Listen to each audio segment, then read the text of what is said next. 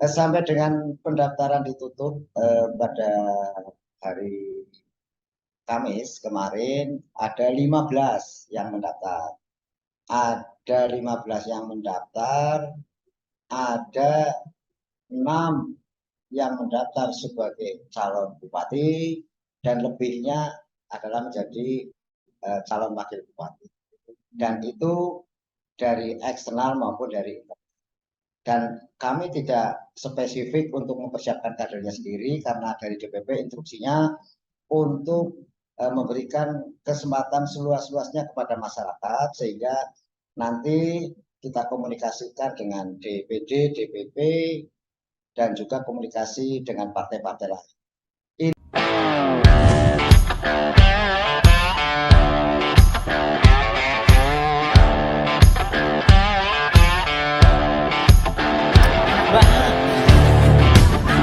Cipol, minuman asli Pemalang, hilangkan dahagamu, rasakan kesegarannya.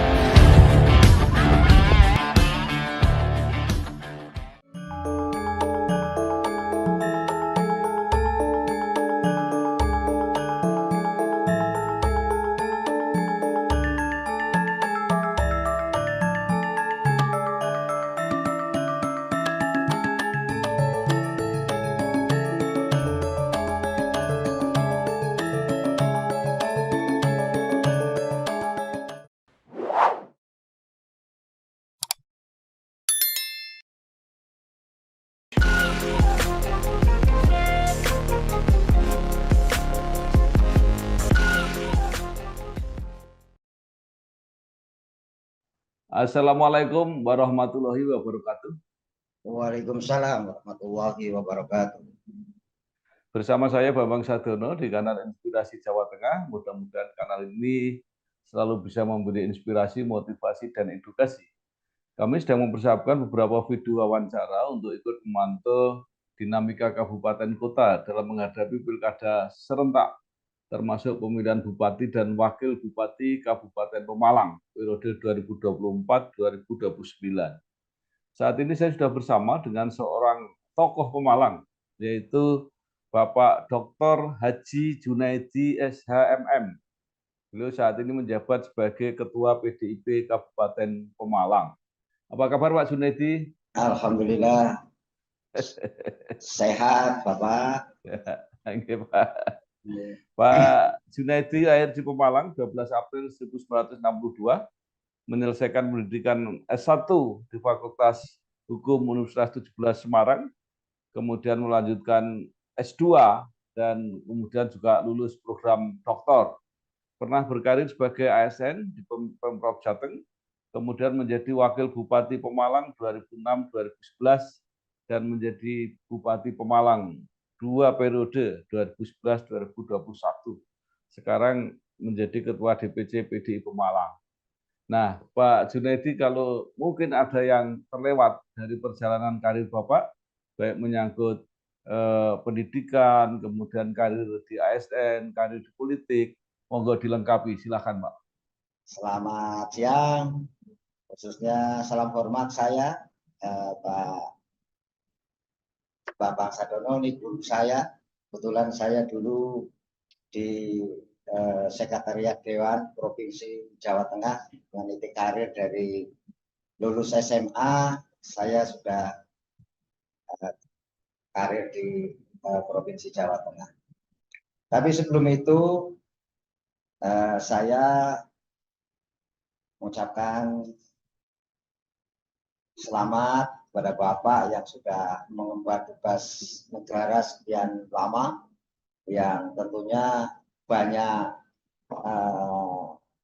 ilmu yang kami dapatkan, khususnya saya secara pribadi kepada beliau, karena saya tahu persis beliau sejak wartawan kami sudah komunikasi, saya jadi staf di sekretariat, beliau juga sering ke DPRD provinsi, kami sering ketemu, dan terakhir beliau sebagai Ketua DPD Golkar, saya juga komunikasi, dan juga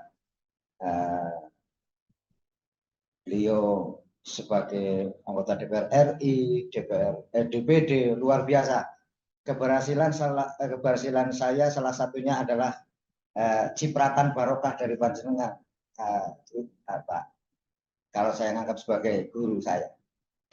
Tapi sebelum itu tentunya sebagaimana tadi awal disampaikan oleh beliau bahwa saya Junaidi dilahirkan di desa paling selatan di Kabupaten Malang, yaitu di Desa Majakerta, Kecamatan Watu Kumpul, Kabupaten Malang yang berbatasan dengan Kabupaten Purbalingga.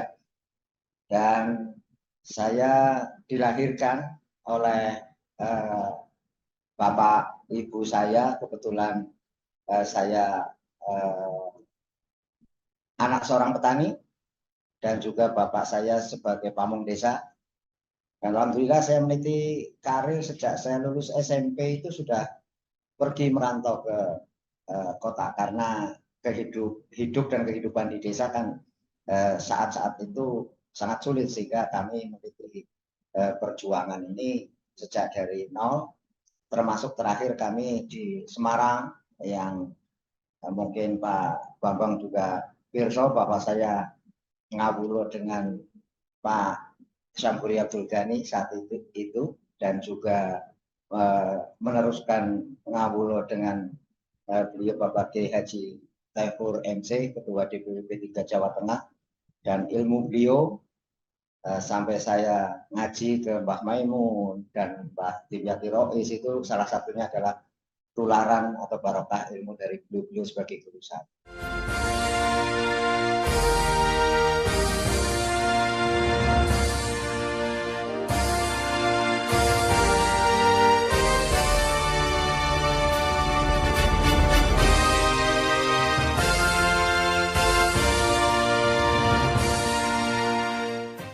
Sehingga dalam meniti karir ini keikhlasan itu menjadi hal yang sangat penting, sehingga saat saya jadi staf sekretariat DPRD Provinsi Jawa Tengah yang kebetulan saya saat itu dengan Pak melayani beliau Pak Hisyam Ali, Pak Ahmad Taifur, dan juga Bapak Ibu yang lain di DPRD Provinsi Jawa Tengah.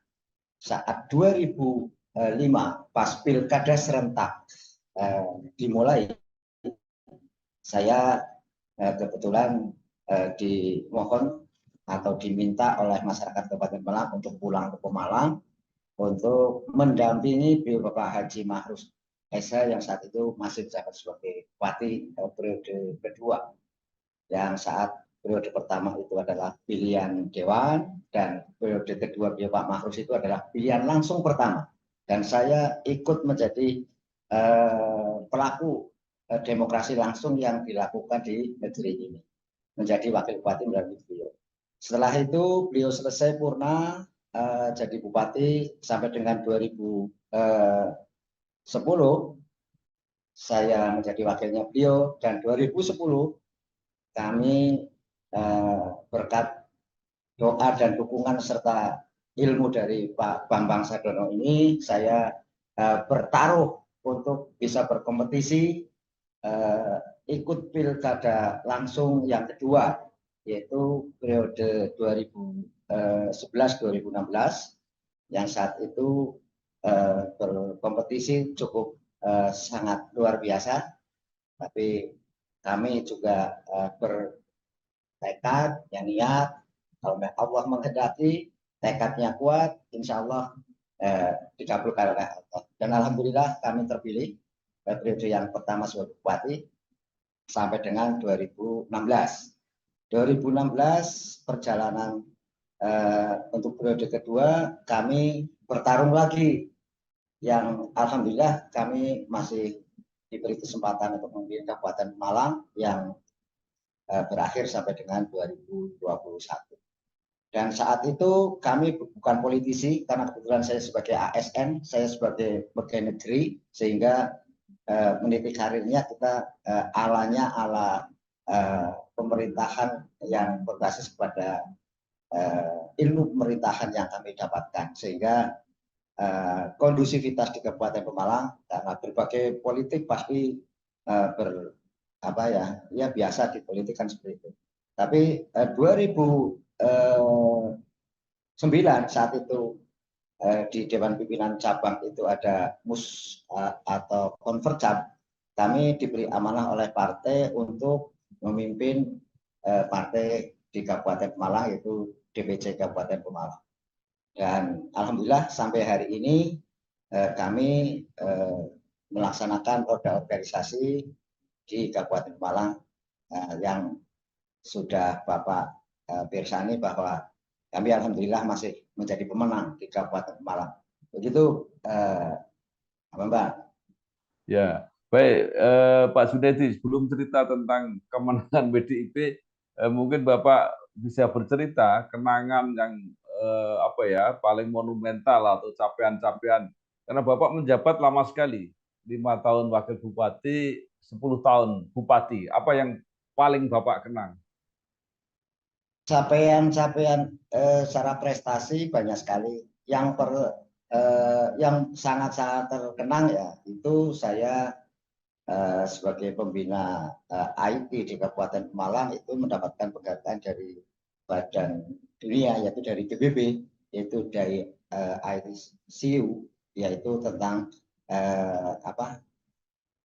bagaimana komunikasi itu menjadi hal yang sangat penting. Dan saya alhamdulillah diundang ke Jenewa, saya paparan di sana beserta duta-duta besar seluruh dunia, dan kami memaparkan di sana. Dan alhamdulillah ini menjadi kenangan yang sangat seorang desa bisa paparan di PBB yang saat itu mendapatkan apresiasi dari seluruh dunia. Itu yang sangat penting. Tapi yang lebih penting lagi adalah bagaimana saat kami menjabat itu, biasa kalau pejabat publik itu kan melayani masyarakat dari lahir sampai meninggal. Dari lahir itu sudah ditangani sampai dengan akhirnya meninggal juga menjadi tanggung jawab pemerintah. Dan itu akan sangat membahagiakan manakala kami bisa memberikan pelayanan yang terbaik kepada masyarakat. Itu Pak Bambang.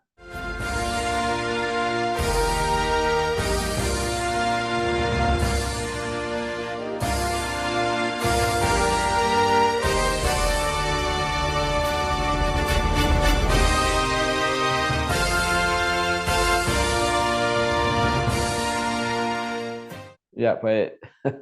Nah, sekarang sebagai Ketua PDIP Pemalang, yang tadi Bapak mengatakan bahwa capaiannya juga tidak kalah membanggakan, mungkin bisa diceritakan, Pak, capaian kursi PDIP dalam Pileg 2024 di Pemalang, dan kemudian itu kan akan menjadi modal untuk pencalonan bupati dan wakil bupati. Apa yang akan dilakukan PDIP Pemalang?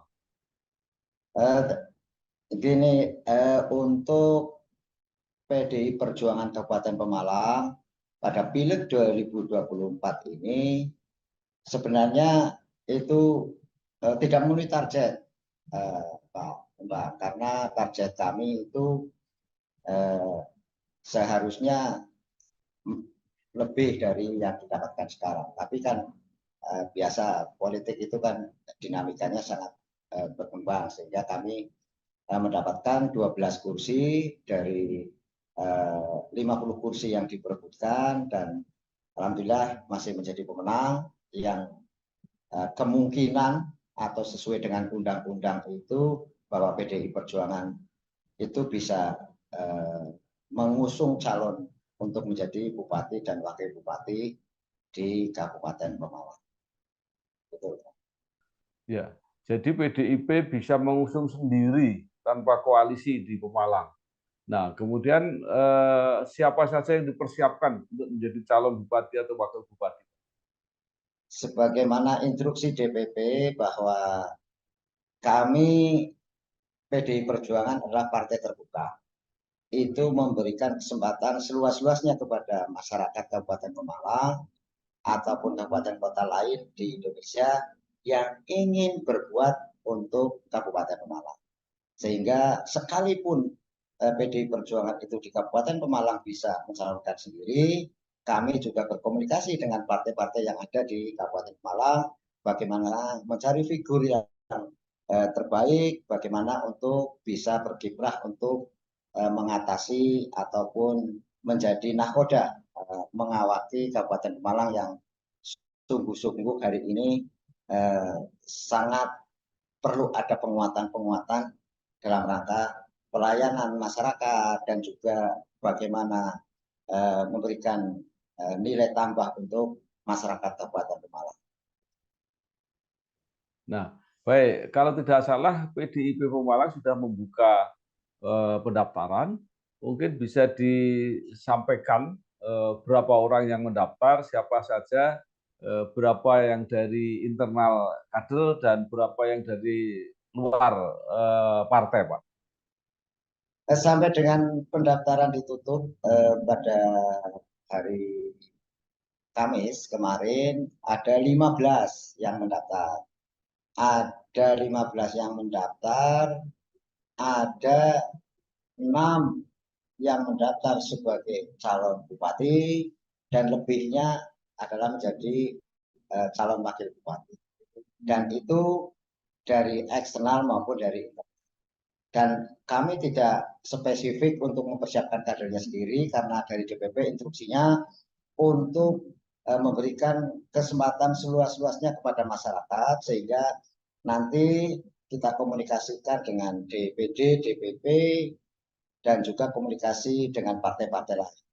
Intinya bahwa membangun Kabupaten Malang itu tidak bisa sendirian, maka perlu kegotong royongan, perlu kebersamaan, bagaimana yang terbaik untuk Kabupaten Malang. Itu, Pak. Ya, 15 pendaftar, 6 untuk calon bupati, selebihnya untuk calon wakil bupati. Kira-kira cara menyeleksinya seperti apa, Pak? Menyeleksinya dari kami yang jelas sesuai dengan surat pendaftaran yang sudah kami luncurkan, itu syarat-syarat administratif dan juga nanti ada psikotes yang dilaksanakan oleh DPP yang biasanya didelegasikan kepada DPD. Itu mekanismenya seperti itu. Di Partai PDI Perjuangan itu kan kita mengusulkan, tapi keputusan itu ada pada DPP sehingga kita nanti siapa yang mendapatkan rekomendasi itu, itulah yang akan kita kontestasikan di Pilkada Kabupaten Pemalang.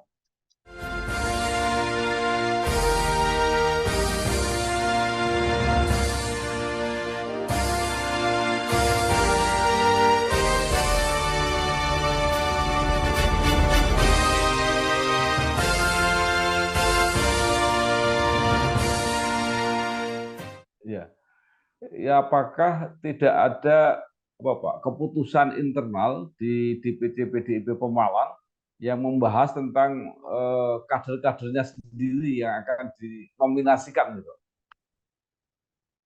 Kalau di PDI Perjuangan itu kan derajat kader itu kan sama.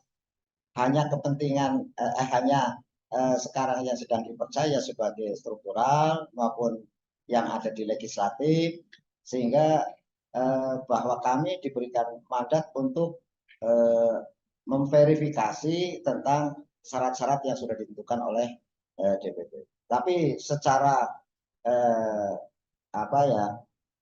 komunikasi dengan teman-teman diharapkan itu bahwa nanti kader itu ada yang bisa fight untuk berkontestasi dalam rangka meraih kursi eksekutif yang tentunya itu akan sangat bermanfaat untuk masyarakat. Intinya itu. Ya, beberapa waktu yang lalu saya mewawancarai ketua DPC PDIP Kebumen. Mereka menyepakati kader yang akan nominasikan, walaupun nanti keputusannya di level yang lebih atas, bahkan juga mengusulkan calon untuk gubernur Jawa Tengah. Kalau di Pemalang ada itu enggak, Pak? Kalau di Pemalang itu nanti akan dilaksanakan konverjat atau rapat pleno DPC setelah ini calon-calon verifikasi secara administratif dan nanti kelayakannya seperti apa dan sebagainya, itu baru kita putuskan sesuai dengan instruksi DPP bahwa minimal 2 pasang calon itu yang diusulkan kepada DPP, sehingga DPP punya pilihan untuk menentukan. Kader, insya Allah PDI Perjuangan siap. Di antara yang mendaftar itu salah satunya kader-kader yang militan. Kebetulan kemarin baru bertarung di pileg dan mereka itu berhasil untuk memperoleh dukungan dari masyarakat, dan ini juga siap untuk berkontestasi di Kabupaten Malang. Ya. Baik, Pak Junaidi, mungkin supaya ada gambaran ya, artinya tokoh-tokoh yang sudah mulai mendaftar di PDIP mungkin bisa sebutkan yang kira-kira cukup populer, cukup potensial gitu yang mendaftar siapa saja, Pak? Yang mendaftar untuk calon bupati yang satu Pak Anom Widiantoro. Beliau adalah Direktur Anak Perusahaan BUMN di Jakarta. Ini sudah daftar ke kami. Kebetulan beliau bertempat tinggal di Pemalang. Yang kedua adalah Pak Slamet Effendi. Kebetulan itu juga asli Pemalang dan juga istrinya juga anggota DPRD Kabupaten Malang. Dan beliau sekarang menjabat sebagai Direktur Utama PDAM Kabupaten Malang. Yang ketiga adalah Nur Hidayat Harnyo Kusumo. Itu orang asli Pemalang yang kebetulan beliau punya usaha di Jakarta. Itu juga sudah mendaftar dan memberikan persyaratan. Dan juga ada Pak Dwi Hartono, itu seorang dokter yang kebetulan asli Pemalang tapi beliau berdiam di Bogor, itu juga sudah ngambil. Dan juga yang kader dari internal juga ada yang namanya Tarso Widiantoro atau Tarso Mudiarso, itu yang kebetulan dari Blik. Beliau asli dari Desa Gunung Tiga, tapi beliau juga berdiam di Jakarta, kebetulan pengusaha juga di Jakarta. Lengkap, Prof. Kebetulan yang daftar di PDI Perjuangan.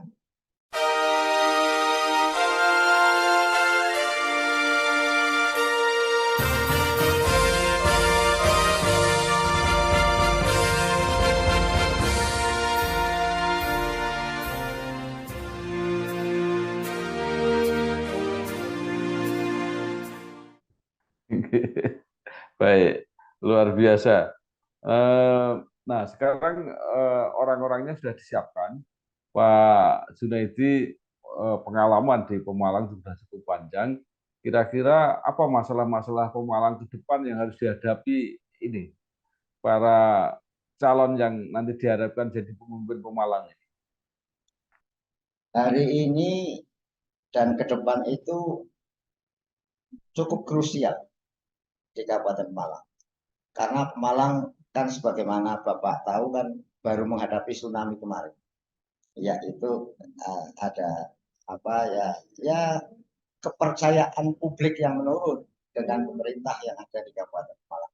Sehingga kami berusaha membangkitkan kader-kader kita bagaimana agar masyarakat Kabupaten Malang ini punya trust kembali kepada pemimpin, sehingga dalam rangka menelurkan kebijakan-kebijakan itu dukungan masyarakatnya bulat, sehingga kemanfaatannya bisa dirasakan oleh masyarakat. Maka PR yang paling utama adalah bagaimana kemiskinan dan juga pendidikan, itu kesehatan, itu menjadi hal yang sangat krusial, karena kebetulan penduduk di Kabupaten Malang ini kan cukup tinggi, yaitu sekitar 1,4 juta orang yang ada di tiga secara geografis itu, ada di pantai, ada di pegunungan, dan ada di daratan, yang itu karakteristiknya berbeda-beda dan juga pola kehidupannya juga masing-masing, sehingga perlu pemimpin yang bisa ngayomi dan ngayani kepada masyarakat. Nah, kalau potensi-potensi ekonomi Pemalang yang masih bisa dikembangkan, dibangkitkan lagi ke depan apa? Ekonomi kalau karakteristik Kabupaten Pemalang ini kan masyarakatnya masyarakat agraris, pertanian, dan yang kedua adalah kelautan. Ini yang menjadi titik krusial yang harus kita hadapi. Karena di pantai ini juga kendala-kendalanya banyak sekali. Sebagai pelaut, nelayan dan sebagainya itu juga ada beberapa aturan-aturan yang mungkin belum sinkron di seluruh Indonesia sehingga kadang-kadang protes dari masyarakat nelayan itu juga perlu kita tangani bersama.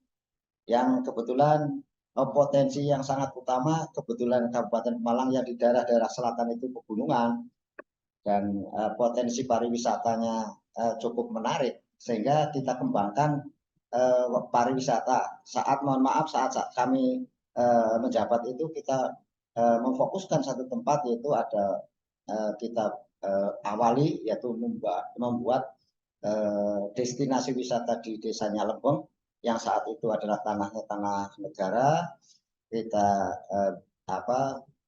berikan kepada desa, kepada BUMDes yang dikembangkan menjadi destinasi wisata yang kita namai Tangkeban, dan alhamdulillah itu menjadi magnet pariwisata di daerah Pemalang Selatan yang ini menjadikan benefit yang luar biasa kepada pertumbuhan ekonomi yang ada di Kabupaten Pemalang. Dan itu yang perlu dikembangkan karena potensi wisata di Kabupaten Pemalang itu cukup potensial, termasuk Pantai Widuri, Pantai Lendung, dan ini kendalanya di Pantai Widuri maupun di pantai-pantai sepanjang pantai Kabupaten Pemalang ini adalah biasa kaitannya dengan abrasi. Kalau kita sudah bangun ternyata ada abrasi karena tingkat gelombang air laut yang sangat luar biasa, itu yang harus kita hadapi dengan mungkin membangun polder di sepanjang pantai, dan kami sudah diskusikan dengan Pak Penas saat itu, tapi setelah itu kami keluar dari pemerintahan, tindak lanjutnya seperti apa kita tidak mengikuti secara langsung itu, Prof.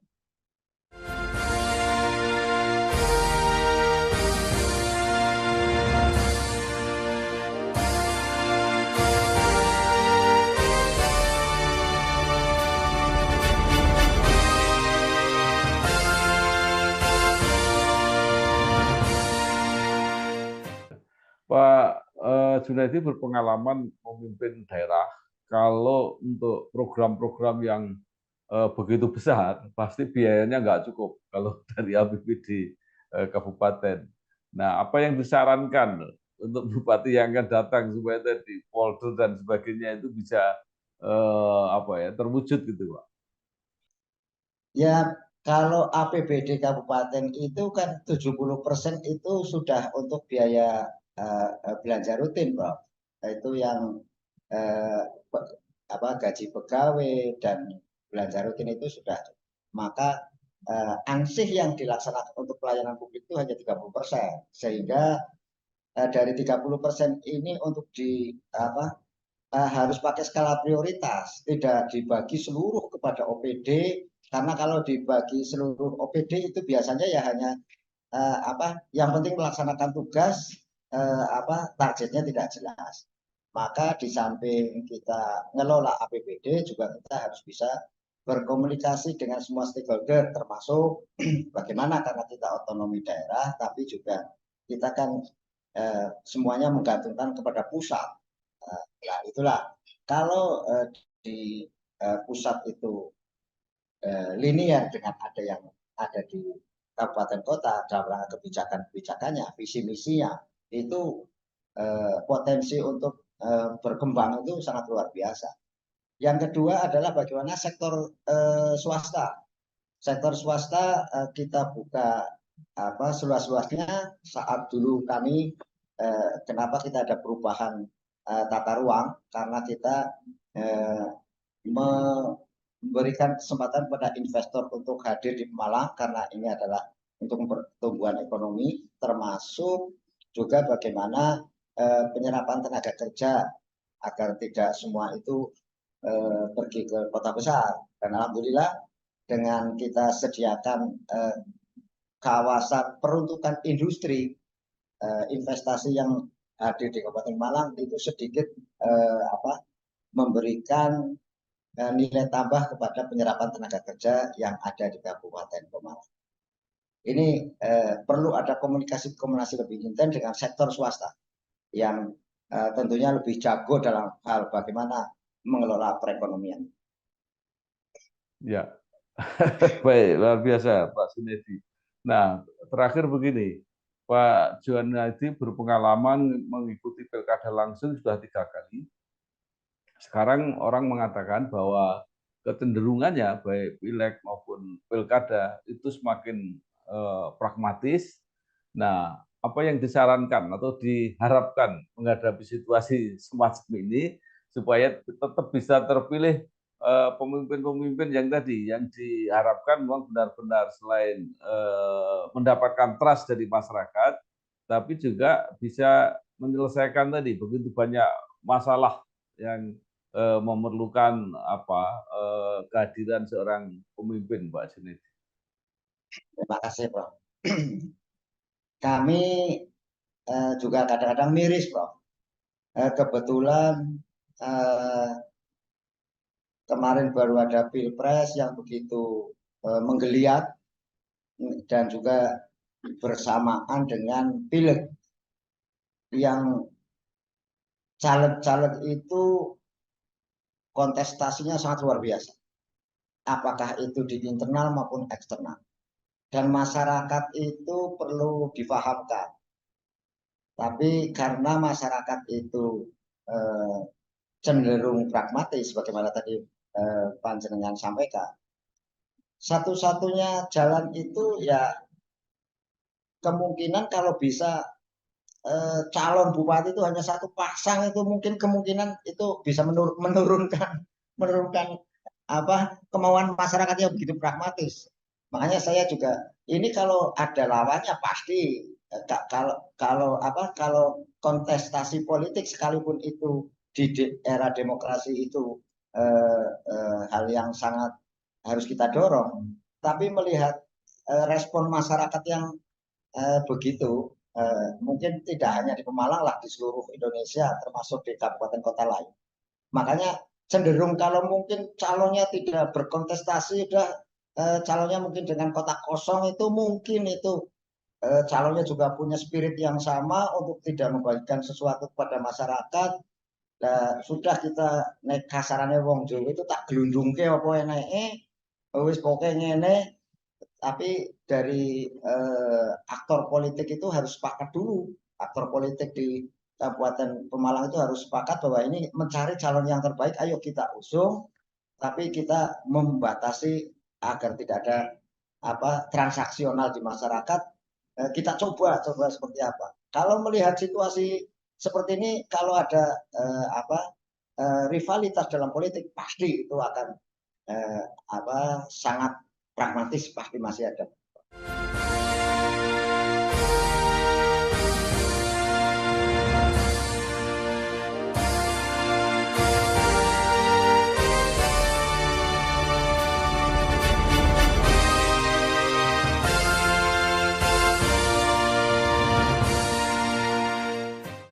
Ya, baik, Pak Junedi, idenya bagus sekali. Nah, karena Pak Junedi juga memimpin partai yang pemenang dengan kursi yang paling banyak, apakah sudah dicoba untuk menggalang kesepakatan seperti yang Pak Junedi sampaikan itu? Sedang saya coba, Prof, itu kebetulan kami komunikasi dengan partai-partai. Kemarin sudah berkomunikasi, ya, partai-partai yang ada di Kabupaten Malang, kami senantiasa berkomunikasi. Kami coba menawarkan ide saya seperti ini, responnya seperti apa. Tapi kembali lagi, bahwa partai-partai khususnya di Kabupaten Malang ini kan ada 2 partai yang bisa ngusung sendiri, Prof. Ini kebetulan PDI Perjuangan dan PKB. Kami sudah bersilaturahmi dengan PKB, ayo kita bareng-bareng kira-kira yang terbaik untuk Pemalang seperti apa dengan PKB. Kemarin sudah diskusi, ayo kita bareng-bareng cari figur yang kira-kira bisa mendapat dukungan di masyarakat dan juga memberikan menimbulkan kepercayaan kepada masyarakat dan punya harapan bagaimana Pemalang itu lebih baik dan lebih maju. Ayo kita bareng-bareng usung. Di samping kita juga tetap berkoordinasi dengan DPP karena yang punya punya rekomendasi itu legitimasi itu kan di DPP masing-masing. Lah biasanya kalau kemarin diskusi ya kami kan bisa ngusung sendiri, di PKB bisa ngusung sendiri, dan partai-partai yang ada itu bisa koalisi ngusung sendiri. Kalau masih seperti itu ya berarti masih nanti pesta rakyat itu diadakan lagi pada tanggal 27 November yang akan datang. Kami coba menawarkan itu, Prof. Menawarkan kepada teman-teman, kepada masyarakat yang melihat, menonton bahwa kami di Kabupaten Pemalang ini sekali lagi berharap ada perbaikan-perbaikan dalam rangka pemerintahan, pembangunan, dan juga masyarakatnya sendiri juga harus punya respon yang baik dalam rangka ayo kita bangun demokrasi yang sejujurnya, tidak ada pragmatis, dan tentunya ini menjadi harapan, mudah-mudahan menjadi kenyataan. Ya, baik, luar biasa. Terima kasih sekali. Kalau PDIP dan PKB yang bisa mengusung sendiri bisa sepakat, sudah sebagian persoalan di Pemalang sudah selesai, kira-kira begitu. Pak Junaidi, terima kasih. Dr. Haji Junaidi, SHMM, Ketua PDIP Kabupaten Pemalang. Mudah-mudahan apa yang diidealkan itu bisa menjadi kenyataan. Pemalang bisa memilih pemimpin yang paling baik, mendapat trust, tapi sekaligus tidak diwarnai praktek-praktek politik yang pragmatis dan transaksional. Sekali lagi terima kasih Pak, sukses. Ya, Assalamualaikum warahmatullahi wabarakatuh. Assalamualaikum warahmatullahi wabarakatuh.